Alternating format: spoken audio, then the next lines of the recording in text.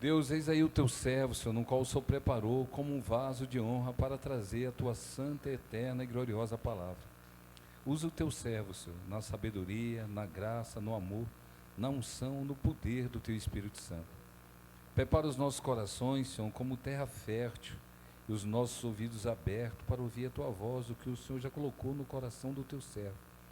Prepara o nosso coração, Senhor, os nossos ouvidos espirituais estejam abertos para receber tudo que o Senhor já colocou no coração do teu servo. Usa ele, Senhor, para a glória e honra do teu reino.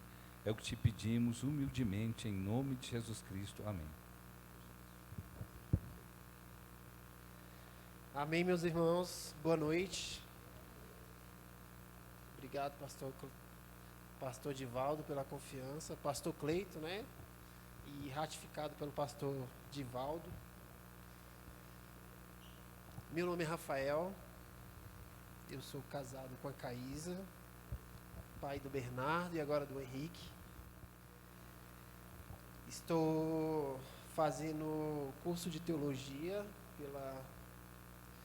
pela Faculdade Batista e tive esse privilégio de estar trazendo essa palavra. Na verdade, essa palavra ela foi ministrada no meu coração no culto de jovens, no mês de jovens, jovens batistas. E o pastor Cleito me deu a missão de trazer essa palavra com o tema que é o que importa, né? O que importa de fato. E essa palavra ficou muito forte no meu coração. E eu estava preparado, só que na semana da pregação, o meu filho Henrique nasceu. E foi por uma boa causa, e recentemente, semana passada, o pastor me deu essa missão. Na verdade, no ano novo, né, pastor? Amém. Então vamos lá, sem mais delongas. Hoje eu quero falar uma história que praticamente todos nós já conhecemos, todos nós já ouvimos falar essa história. A história do filho pródigo. E é uma história que fala de amor, redenção e misericórdia. E Rafael, por que a história do filho pródigo? Por que essa história ela ministrou tanto no seu coração? Eu também não sei, e eu vou tentar trazer. Mas eu queria que vocês fossem abrindo a Bíblia de vocês em Lucas 15. E quando o pastor falou que é bem desafiador, de fato é. Obrigado. Foi uma semana bem tensa, foi uma semana cheia de desafios, foi uma semana onde eu tive que levar meu filho no hospital, foi uma semana que eu tive que ficar 2 dias praticamente gripado, juntamente com outro filho. Foi uma semana que minha esposa passou por diversas dificuldades. E foi uma semana que Deus também colocou o quão Ele é maravilhoso em nossas vidas. E eu queria compartilhar um pouco com vocês. Amém? Todos abriram? Então vamos lá. Antes de tudo, eu queria... O tema principal, ele começa logo no versículo 11. Mas antes do versículo 11, para a gente começar a pregação, eu queria voltar um pouquinho e começar a ler com vocês o versículo 1, que diz assim a palavra de Deus. Aproximavam-se de Jesus todos os publicanos e pecadores para ouvir. E murmuravam os fariseus e os escribas, dizendo este recebe pecadores e come com eles. Antes da gente entrar na pregação propriamente dita, eu queria colocar alguns pontos para vocês, algo que a gente pode começar a entender a pregação que de fato a gente vai expor nessa noite. A Bíblia começa a relatar que todos chegavam diante de Jesus para ouvir o que ele tinha a pregar, para ouvir o que ele tinha a dizer. Sejam eles pecadores, sejam eles os marginalizados, que eram os publicanos, sejam aqueles fariseus, sejam aqueles mestres da lei. Então todos, sem exceção, estavam juntos de Jesus para ouvir a palavra. Uns para ouvir e ser mudados, outros para ouvir e criticar. Eu não sei se vocês notam algo à semelhança, mas a história de Jesus, ela se repete. Ela se repete todo o tempo.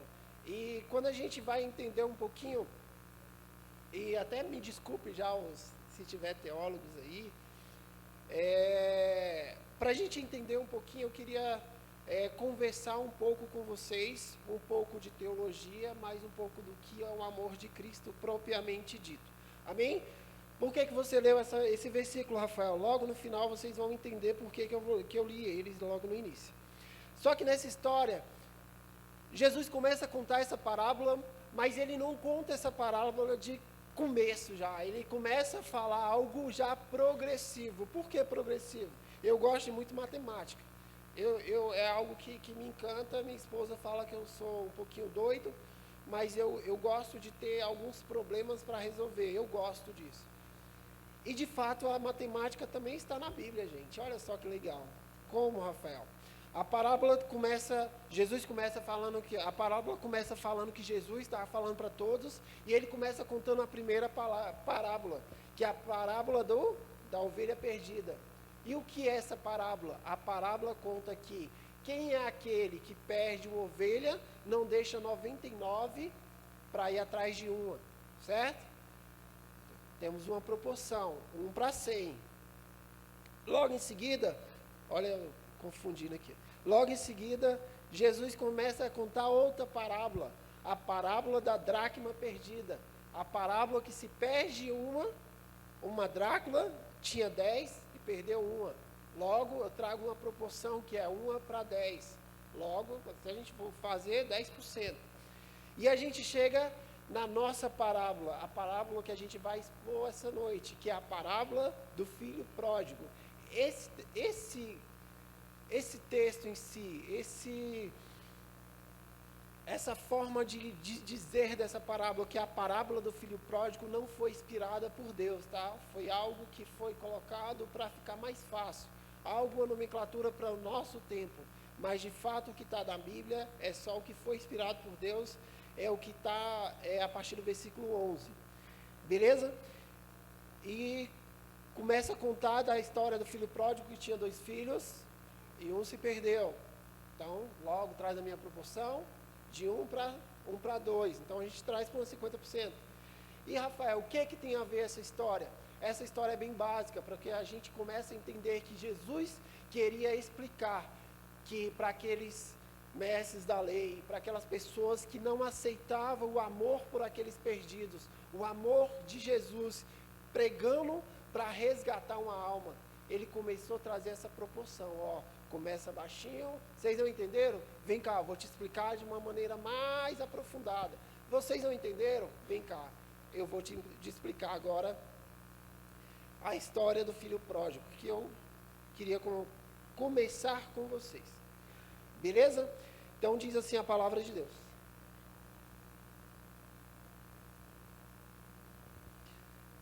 Continuou. Certo homem tinha 2 filhos. O mais novo, o mais moço deles, disse ao pai: Pai, dai-me a parte dos meus bens que me cabe.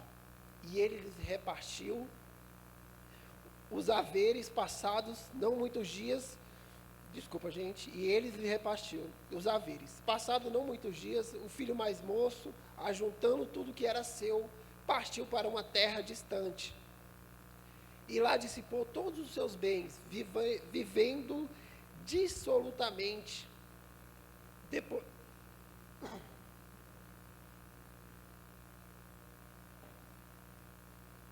Não vai dar certo. Depois de ter consumido tudo, sobreveio àquele país uma grande fome, e ele começou a passar necessidade, e então ele foi e se agregou a um dos cidadãos daquela terra, e este o mandou para os seus campos aguardar porcos. Ali desejava ele fartar-se das arrobas que os porcos comiam, mas ninguém lhes dava. Então caindo em si, disse: quantos trabalhadores na casa do meu pai tenho pão com fartura, e eu morro de fome. Levantar-me-ei e irei ter com meu pai, e lhe direi: Pai, pequei contra o céu e diante de ti. Já não sou mais digno de ser chamado teu filho. Trata-me como um dos teus trabalhadores. Amém?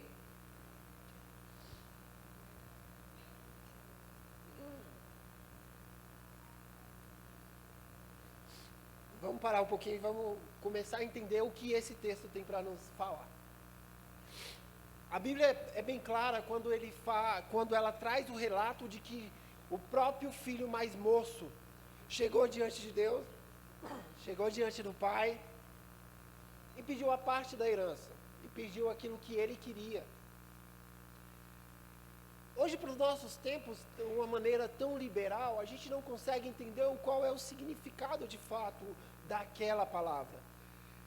Mas se a gente voltar um pouquinho no tempo que realmente foi escrito, o porquê que aquilo lá foi tão ofensivo para o pai. Sabe, na lei dos judeus, uma pessoa ir diante do pai, solicitando a herança, ele estava falando claramente para o seu pai: eu não te respeito, a partir de hoje eu te considero que o senhor morreu para mim, então só me dá aqui e segue a vida. Literalmente isso. O pedir a herança era algo assim: acabou meu relacionamento contigo, para mim você morreu. Era um desejo da morte do próprio pai. E por que Jesus trouxe essa explicação? Por que Jesus começou a explicar de uma maneira das ovelhas perdidas, das dracmas perdidas, para chegar de fato na herança, na cultura da época, para dizer: o pão é precioso, uma alma. O pão é precioso a alguém que realmente se perdeu, mas tem que se voltar. E hoje eu comecei a destrinchar esse texto, comecei a levantar alguns pontos, e eu queria tratar três principais pontos, e eu encerro com vocês. Prometo ser bem rápido, breve. Vamos lá. A primeira coisa que eu vejo nesse texto, a primeira reflexão que traz para a minha vida é: cuidado com as suas atitudes. Cuidado com aquilo que você faz. Atitudes. Atitudes. Quando a gente entende que esse jovem chega diante do pai e começa a pedir uma herança, começa a pedir algo que não era dele. Poderia ser dele, mas não era. É uma atitude já, uma desobediência, uma atitude de rebelião, uma atitude totalmente impensada, improvável,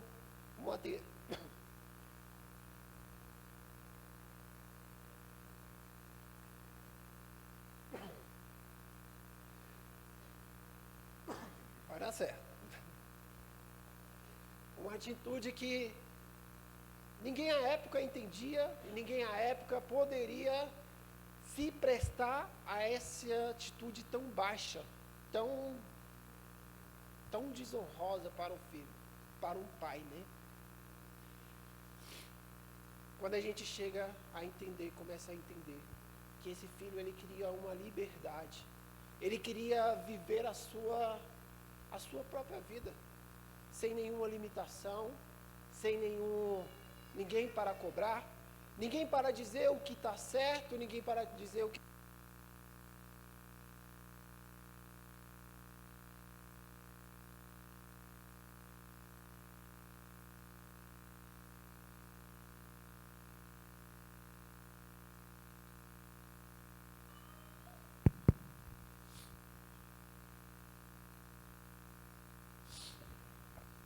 Simplesmente vivendo a sua maneira, o seu jeito de ser.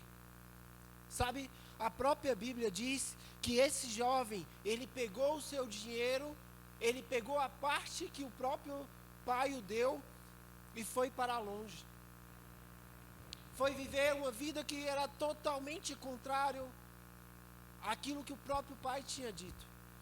A palavra de Deus fala que esse filho, ele viveu, foi...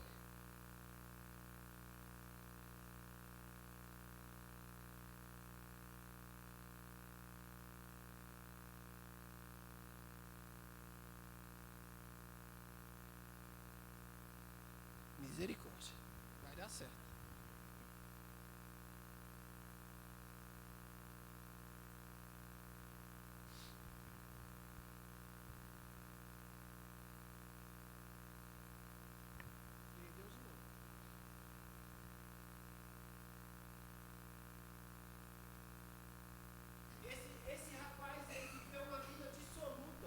que é esse dissoluto, Rafael? Por que você está trazendo essa palavra com tanta veemência?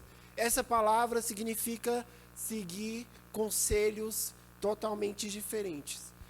Andar com conselhos totalmente diferentes daqueles que o pai o pregava. Longe dos seus costumes, longe da sua educação, longe do seu jeito, longe daquilo que o pai tinha direcionado. Esse filho viveu uma vida devassa, uma vida cheia de libertinagem, uma vida cheia de... longe totalmente dos padrões que o pai tinha dado para ele, longe dos padrões que a própria cultura tinha dado a ele. Mas, como tudo na vida, e como algo aconteceu lá atrás, e a gente consegue ver isso hoje, o dinheiro acabou. O dinheiro acabou daquele jovem. Os amigos sumiram, as festas acabaram, o mundo desmoronou. A Bíblia fala que esse filho começou a desejar, a ter que trabalhar para começar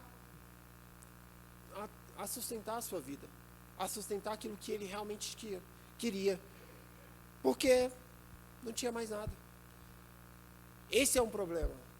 O pecado nos cobra um alto preço. O pecado, as más escolhas, as más decisões, ela nos cobra um alto preço. E sabe qual é o problema? Ela é uma excelente cobradora. Não passa batido. Todas as nossas decisões, todas as nossas ações serão cobradas. Não vai passar. Hoje o irmão Juliano estava pregando sobre o reinício da vida financeira, né? A gente, na EBD está falando sobre reinícios, e uma das palavras foi da vida financeira. E eu peguei isso para mim também. Todas as nossas decisões, elas refletem, da financeira até da nossa área de saúde. Todas, sem exceção. As nossas atitudes também cobram alto preço. Cobram alto preço, e esse jovem começa a rodear, ele começa a entender que a sua vida já desmoronou. E ele começa a ver que há um preço a se pagar. A Bíblia começa a relatar que esse jovem, ele viu e ele se ofereceu para trabalhar no criador de porco.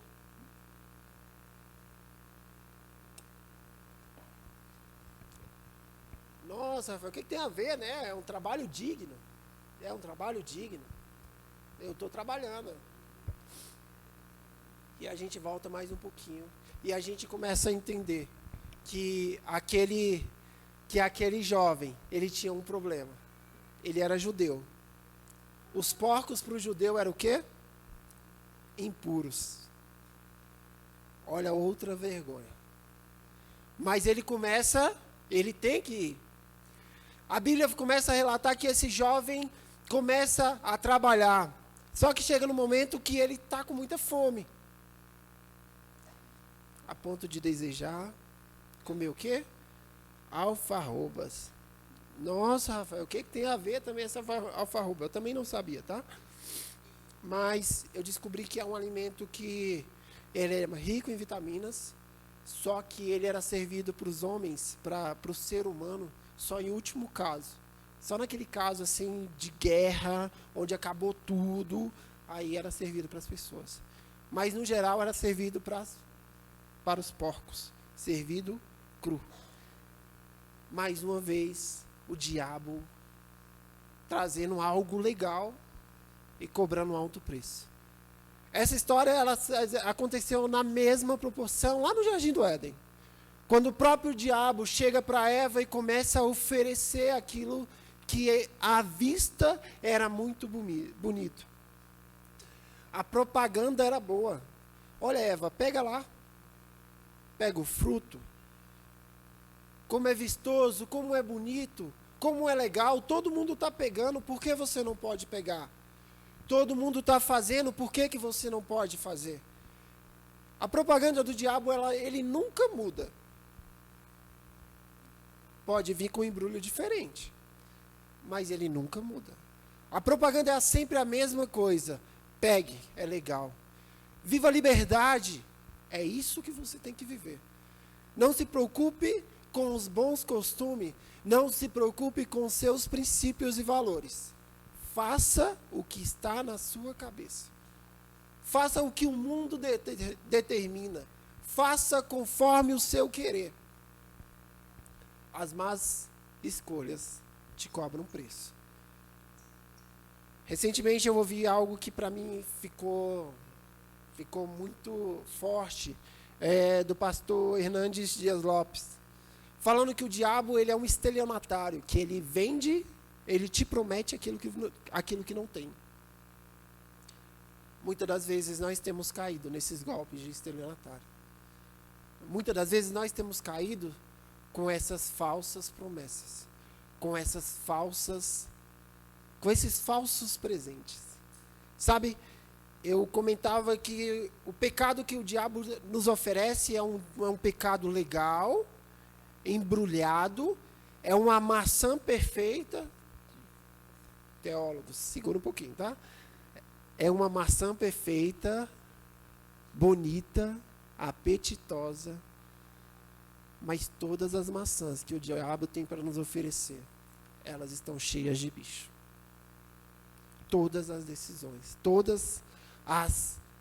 os presentes bonitos, todas as coisas que ele nos oferece, tem bicho. Beleza, Rafael, você trouxe essa informação do filho jovem, do filho pródigo, do jovem o jovem da família, aquele jovem que pediu a sua herança para o pai. Qual é a referência para a nossa vida? Qual é a referência para aquilo que nós estamos vivendo hoje? Qual é o contexto que nós temos que colocar hoje em prática? O contexto é justamente o mesmo. Quais são as decisões que nós temos tomado? Quais são as escolhas que nós temos feito de nos afastar da presença de Deus, de nos afastar da casa do Pai, com promessas de que eu vou viver uma vida legal, de que eu vou ter liberdade. Pai, me dá minha herança aqui, que agora eu vou viver minha liberdade. Essa liberdade que todo mundo prega que é boa. Essa liberdade que todo mundo prega que vai te satisfazer. Seja de um gole de cachaça a um tapa numa maconha. Você literalmente está acabando com a sua vida. Está acabando com sua vida porque é uma falsa liberdade que vai te aprisionar. Rafael, tem pessoas que não fazem isso. A exceção nunca é a regra. A regra sempre é que vai se dar mal. A regra é que vai se dar mal. Tem exceções? Claro. Claro que tem exceções. Todo mundo tem exceção. Na vida tudo tem exceção. Mas, qual é a regra? E como a gente está se lidando com essas regras? Como a gente está lidando com essas falsas liberdades que nós temos tido no mundo?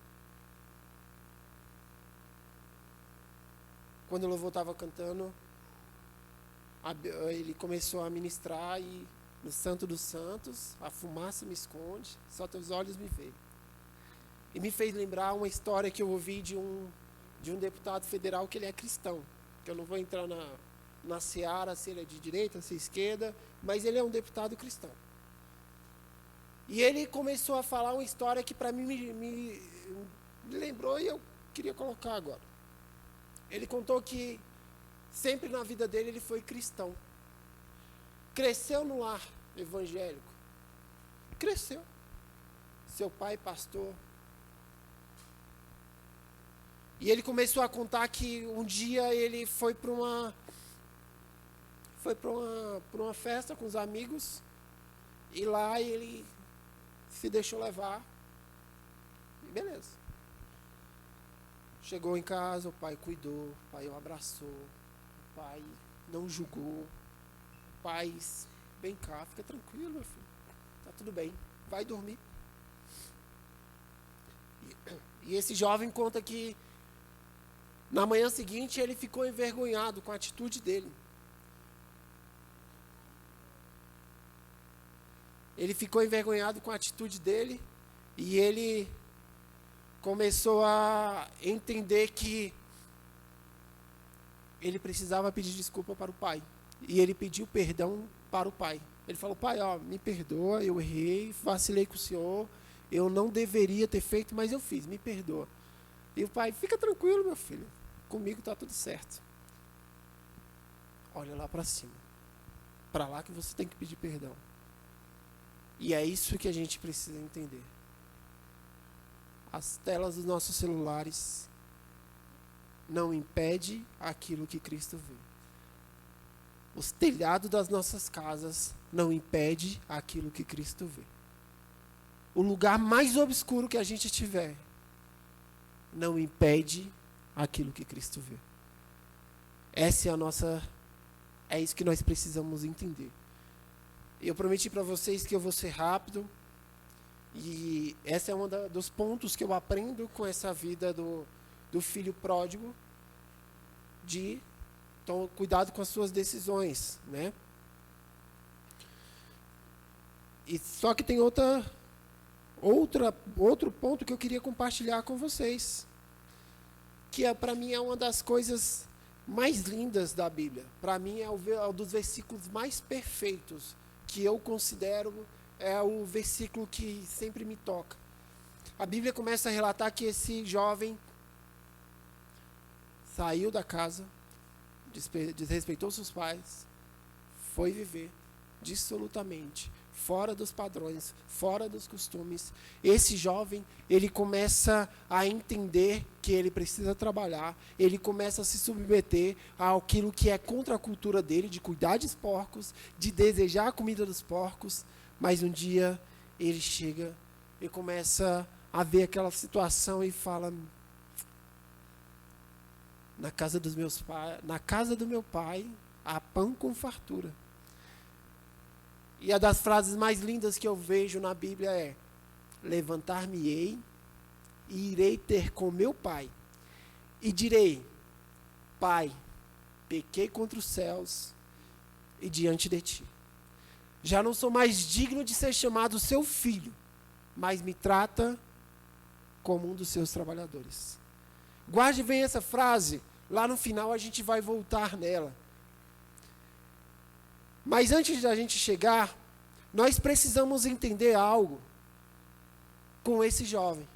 Ele reconheceu o seu erro, ele reconheceu que uma atitude dele foi impensada, que uma atitude dele foi a causa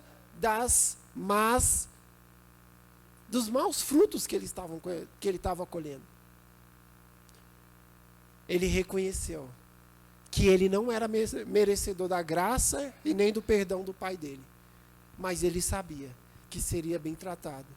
Ele sabia que na casa do pai dele, ele teria o pão com fartura e ele teria aquele convívio com o pai, aquele convívio com a família, aquele convívio com os bons costumes. Ele sabia que ele precisava voltar. Reconhecer que na casa do pai é o lugar de proteção, que na casa do pai, que é onde a gente consegue realmente o nosso refúgio. Sabe, esses dias a gente viveu algo muito estranho e para mim estava tudo tranquilo, porque eu falava: vai tá tudo certo, fica tranquila. Só que chegou um momento que eu falei: caramba, e agora? Aí a Caísa começou: e agora, não sei o que, vamos. Falei: beleza, vai dar certo. Mas eu fui, fechei a porta do quarto do meu filho e fui orar. E eu entendi verdadeiramente o que é, de fato, a gente reconhecer que nós precisamos, que nós devemos ouvir. A Bíblia tem uma das frases lá em Jeremias que ele diz assim: buscar-me-eis e me achareis quando me buscardes de todo o coração.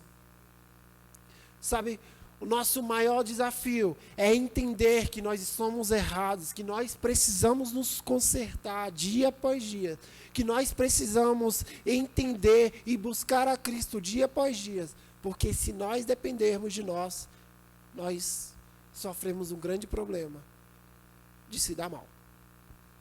Nós precisamos entender dia após dia que nós precisamos acordar e realmente depender da graça de Deus, depender do amor de Deus, depender daquele que é capaz de nos amar, que foi capaz de entregar a sua vida, que foi capaz de entregar o seu corpo, de derramar o seu sangue para nós. Como viver esse Cristo? Como viver, de fato, essa rotina de realmente reconhecer um Cristo que vai além das nossas expectativas ou ações? Como reconhecer que Cristo realmente é a minha vida, que eu faço tudo para Cristo? Bernardo um dia me chegou e a gente foi orar durante a noite, mas eu não acredito em Cristo, eu não vejo Cristo. Eu falei, eita, agora você me pegou. Pai, me fala aí, por que você acredita em Deus? Me fala por que você acredita em Deus. Eu não acredito, eu não consigo ver. Falei, você está certo, vamos conversar.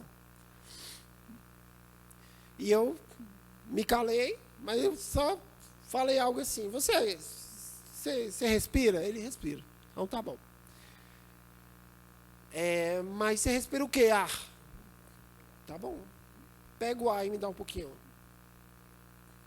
Teólogos de plantão, fique tranquilo que é só um exemplo que eu dei para ele, que foi o que eu encontrei naquele momento.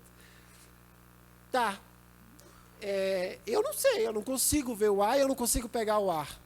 Eu falei, Cristo é a mesma coisa. A gente não consegue sentir, a gente não consegue pegar, mas a gente consegue sentir. Vamos orar? Vamos orar, Pai. Beleza. No outro dia, passou uma dificuldade, acordou com sono. Pai, ora por mim. Vem cá, Pai, ora aqui, ó, eu não consigo dormir. Eu estou passando, estou com dificuldade, dorme aqui do meu lado. Mas, como a gente pode entender a Cristo, né? Qual seria a nossa resposta diante de uma criança que é cheia de perguntas, cheia de porquês? Qual é o seu? Por que você serve a Cristo? Não, Bernardo, eu sirvo a Cristo, sabe por quê? Porque eu vou lá e eu sou tesoureiro da igreja. Aí, Bernardo, sabe por que eu sou crente? É porque eu acredito em Cristo? Ou é porque eu vou lá e limpo a igreja? Tá, mas e aí? Essas são as melhores dúvidas que podem chegar diante de nós, para a gente entender. Quais são os exemplos que nós estamos passando para os nossos filhos? Quais são os exemplos que a gente está passando para as pessoas que estão nos rodeando, que estão cuidando de nós, que estão olhando para nós? Quais são? Vamos lá? Vamos seguir. Então a gente já entendeu que aquele filho pródigo, o filho mais novo, o jovem, ele tomou atitudes erradas, ele tomou atitudes que o afastou da presença do pai. Nós entendemos que esse jovem também, ele um dia, ele reconheceu o seu erro, ele reconheceu que na casa do pai dele tinha pão com fartura, tinha proteção e tinha a direção correta para ele, para a vida dele. E o terceiro ponto que eu quero entender com vocês, que eu quero falar com vocês, eu queria que vocês fossem lá no versículo 25.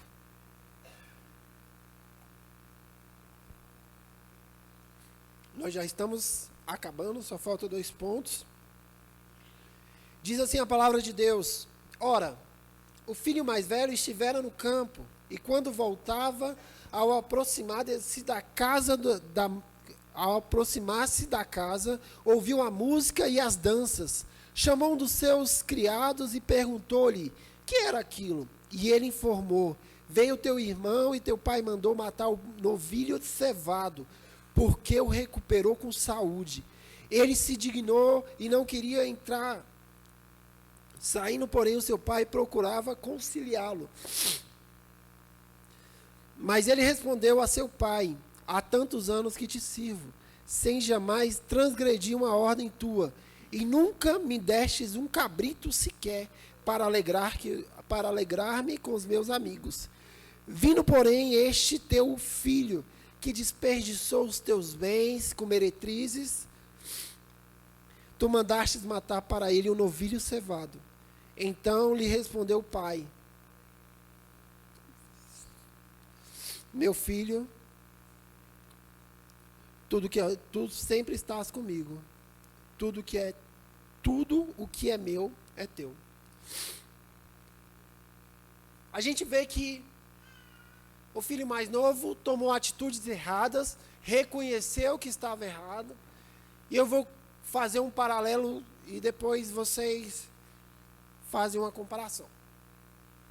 O filho mais novo, para mim, o que tomou as atitudes erradas, são aqueles irmãos que um dia entraram na presença de Deus, se desviaram por algo, se afastaram por decisões, por escolhas, por influências, por querer viver uma liberdade, enfim, eles se afastaram. O filho mais novo, o filho mais velho, esse cara, ele me intriga. Ele começa a falar com o pai: pai, mas eu estou aqui do seu lado o tempo todo, você não me dá nada.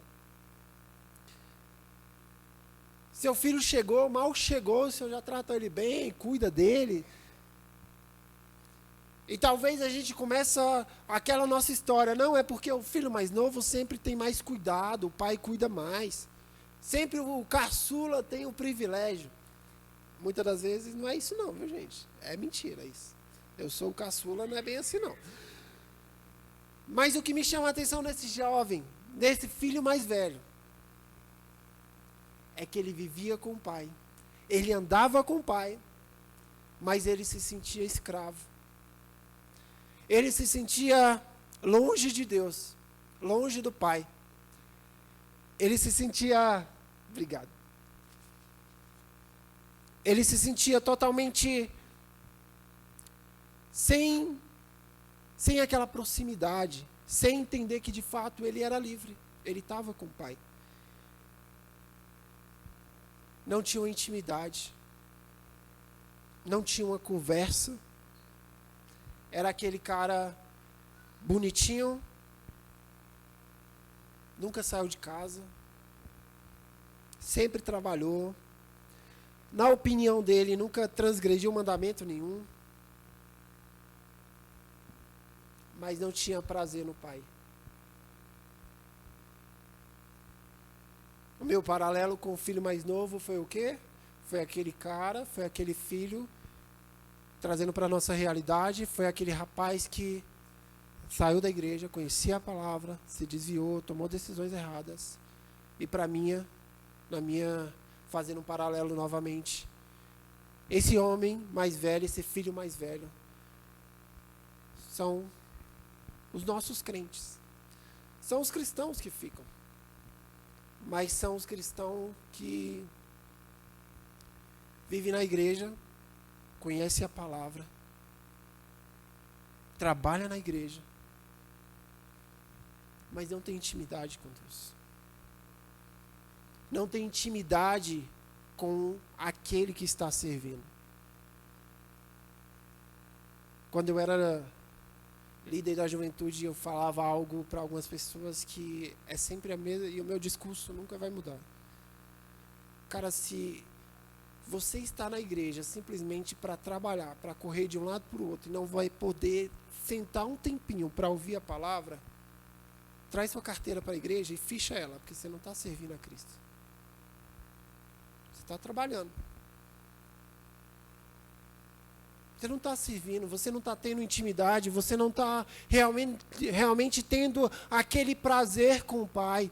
Você não está tendo aquele momento onde você pode ser transformado, onde você pode ser mudado. Onde você realmente pode falar: a minha experiência com Cristo é essa. Onde se o Bernardo te perguntar quem é Cristo, eu não acredito em Cristo, você pode falar: olha, Cristo é essa pessoa que me mudou, é essa pessoa que transformou a vida de fulano de tal, é essa pessoa que é capaz de fazer você rir agora. Quais são os nossos argumentos diante da sociedade tão cheia de argumentos? Quais são? O fato de estarmos na igreja? Ou o fato de termos comunhão com o Pai? Qual é o nosso argumento diante disso? A gente vive numa sociedade onde milhões e milhões de dados são trafegados dia após dia. Um para informação, o outro para desinformação. E o que isso é preocupante? Você não consegue conversar com a pessoa sendo raso demais, sendo fraco demais. E, Rafael, qual é a minha principal fonte de vida, a minha principal fonte que eu posso transformar, que eu posso me transformar para transformar alguém? É um negócio chamado Bíblia. Só ele. Não existe outro. Não existe outro. Não existe igreja sem Bíblia. Não existe cristão sem Bíblia. Não existe a pessoa mais eloquente, mais fluente, se não conhecer a palavra. Ela está fadada a ser uma pessoa qualquer. Recentemente eu até procurei uma pesquisa. E para mim, uma das classes que mais leem a Bíblia, para mim, tá? São os prisioneiros.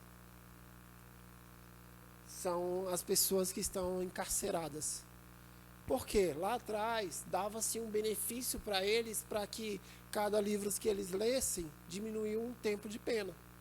Então, pessoas liam para passar o tempo, para ir. E deixa eu te perguntar, seja sincero, sem preconceito, sem nada, porque eu tenho família, eu tenho familiares e eu tenho amigos que já viveram. Quantas pessoas que já foram encarceradas, que leram a Bíblia dentro das cadeias, foram transformadas? Vamos lá, calma. Exceção é exceção. E eu conheço uma única pessoa que transformou. Diante de Deus. Uma. Conhecer sem praticar não vale nada. Conhecer sem praticar não vale nada. Nós precisamos ler, aprender e praticar. Sabe? Uma das coisas que mais chocava nesse jovem mais rico, aquele que ficou, é que ele não acreditava que deveria fazer uma festa para o filho, para o irmão, para a pessoa que sangue do sangue. Para ele é assim: errou, acabou, o discurso de perdão não vale nada. Caminhando para o fim, o filho representa aquele que reconhece os seus erros. O filho pródigo, aquele filho mais novo, é aquele cara que reconhece os seus erros. Eu errei, eu pequei, eu vou me corrigir. Eu sei das minhas consequências, mas eu quero voltar. Mas ele não volta. É engraçado que eu tenho um amigo que ele é psicólogo e ele é doidão assim, mas ele é gente boa. E ele falava: Rafa, mas olha só, vem aqui pro meu lado, vamos conversar um negócio. Aí a gente contou uma situação lá de um caso que aconteceu na minha família. E ele falou: Rafa, essa pessoa, você tem que entender de outro lado também. Ela não está triste porque ela perdeu um casamento. Ela está triste porque ela foi descoberta. Eu falei: tá aí, você tem razão. E veio essa minha pergunta no seguinte: quando vem algo nas nossas vidas, quando nós erramos, todo mundo erra. Todo mundo erra. O nosso pedido de perdão está quando nós reconhecemos o nosso erro, nós choramos, nós ficamos tristes pelos nossos erros, ou nós ficamos tristes porque nós fomos descobertos. Esse filho, ele representa esse cara que reconhece os seus erros e busca o perdão. E busca realmente que pode salvar e mudar a vida dele. O irmão representa aquele cara que está presente, está colado, está todos os dias, está firme e forte, abre, fecha, dorme, acorda, mas não está ligado emocionalmente, não está ligado espiritualmente. Ele está na casa do Pai, mas ele não sabe quem é o Pai. Ele está na casa do Pai, ele vive na casa do Pai, mas não tem relacionamento com o Pai. Quem nós queremos ser hoje? Vocês lembram que eu falei que lá no versículo 1 e 2, que aproximavam-se de Jesus todos os publicanos e os pecadores? Os publicanos e os pecadores eram aqueles caras que reconheciam: eu estou errado, preciso mudar, eu errei. É o filho mais novo, é o filho pródigo. E aqueles fariseus e os escribas, é aquele filho mais velho, que ficou na casa, cheio de máculas, cheio de dores, mas não quer mudar.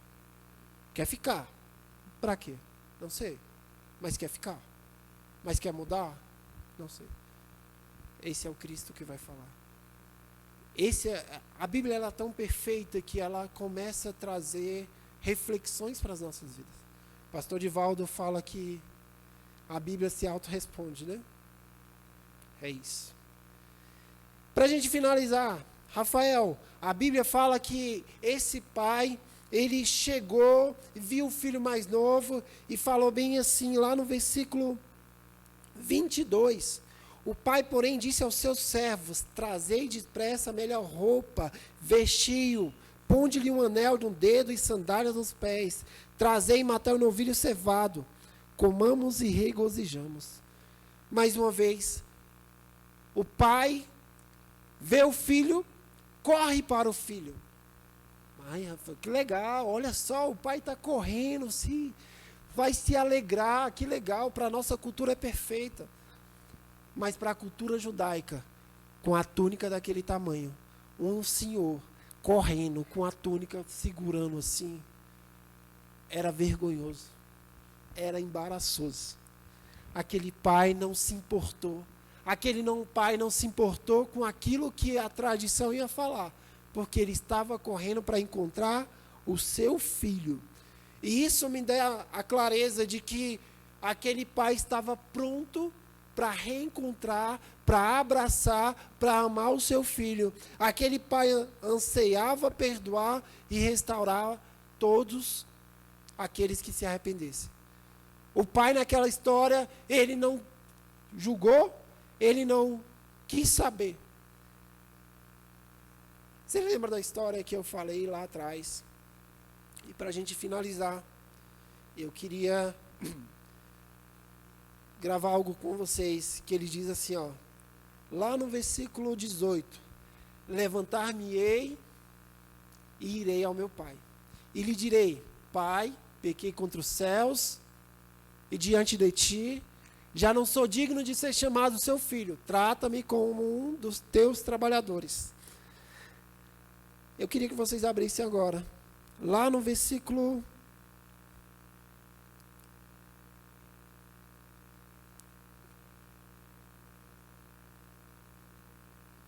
Vamos começar lá no versículo... Lá no versículo 21. O filho encontra o pai. O pai o abraça e beija. E o filho lhe disse: Pai, pequei contra o céu e diante de ti, já não sou digno de ser chamado teu filho. Pai, pequei contra os céus, e diante de ti já não sou digno de ser chamado seu filho. Mas essa não foi a frase que o filho falou. Essa não foi a frase que o filho foi pronto para falar para o seu pai. Essa é a frase que Cristo nos impede de falar. Ele pouco se importa aquilo que a gente fez, ele pouco se importa aquilo que a gente quer ser tratado. Ele sabe o melhor para a gente. O pai não deixa ele falar. Trata-me como um dos teus trabalhadores. O pai o restaura, o pai o transforma, o pai traz a melhor roupa, traz o melhor anel, traz a sandália. O pai traz o novilho cevado. Aquele boi que era tratado literalmente a pão e mel. Guardado para as melhores ocasiões, guardado para as melhores festas. Mas o pai sabia que aquele momento era o melhor momento de cuidar do seu filho. Eu não sei como é que você entrou hoje. Eu não sei como é que está a sua vida hoje. Se é do jovem rico, se é do filho mais novo, ou do filho mais velho.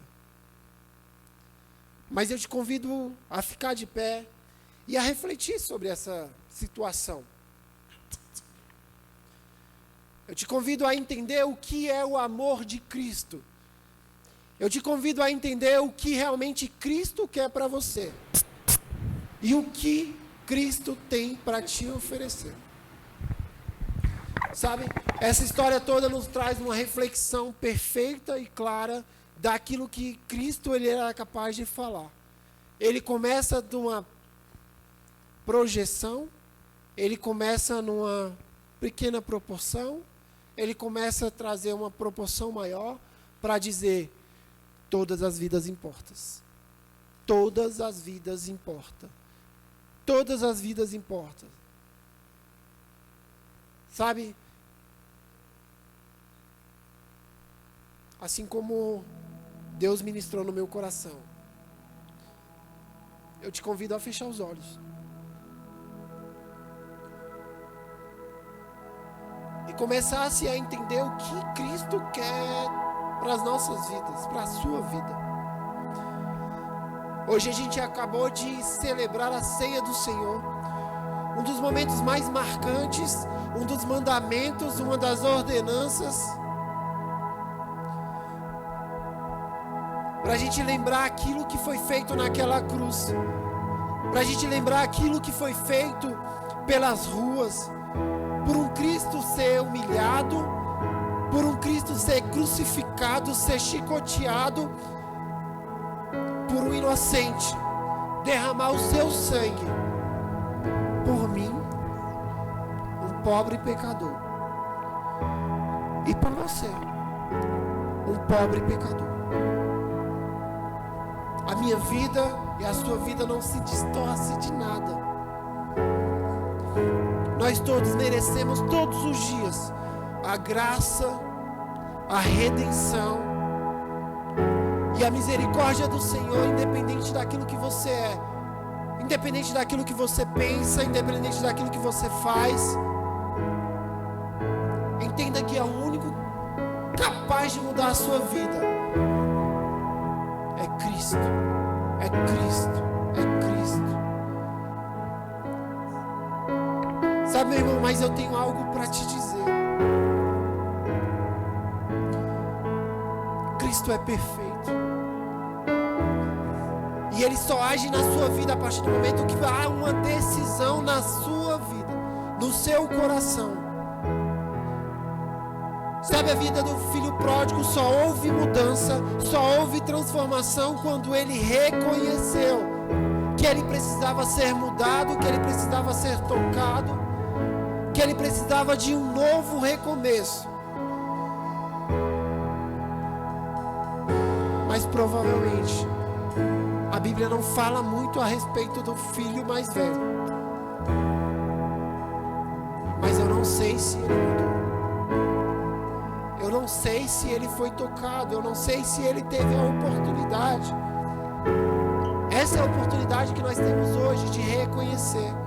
Nós tivemos a oportunidade de ceiar junto com Cristo, de representar aquela noite mais fatídica, mas aquela noite mais perfeita, porque foi através daquela noite que o próprio Cristo reconheceu que Ele deixaria a sua vida por nós.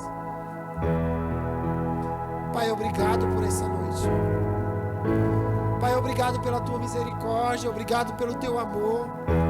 Pai, obrigado, Senhor, porque o Senhor nos deu a oportunidade de Te amar, de reconhecer que nós somos pecadores, que nós somos falhos, sim, que nós erramos, sim, mas o Senhor é um advogado perfeito, fiel, que não perde uma causa.